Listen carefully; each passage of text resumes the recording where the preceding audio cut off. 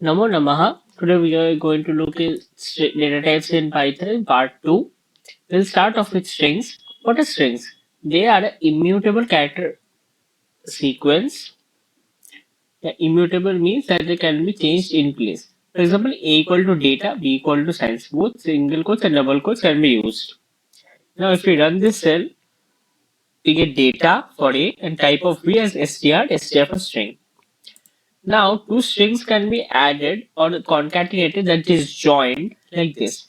A plus B, they are joined without a space. Data size, if you want a space in between, then we can just write A plus a blank, this is not a null string. Null string is nothing in between. There's a space in between plus B.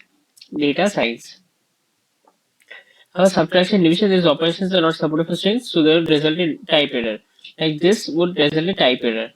Now, multiplication is repeating the string. Like you can see, A star 3 results in data, data, data. However, the division, this is not division exactly. Yeah. Modulo is used for string formatting, not simple arithmetic. We might look at it later on in later parts. Like the mod S is fun. If I let mod B, then B gets replaced in place of mod S. Like see, the science is fun.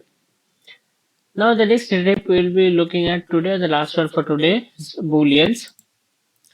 A equal to true, B equal to false. Internally, A true is represented as 1 and false is represented as 0. If I run this cell, I will get true class bool. A for true for A and type of B class bool.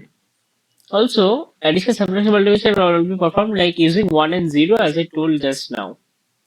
Now if we see the logical operations, they are AND, OR and NOT. If I run this, A and B, that is true and false, results in false. A or B results in true. Not A results in not true, results in false, and not false results in true. I would highly recommend to try other types of this yourself too. And thank you for watching this video.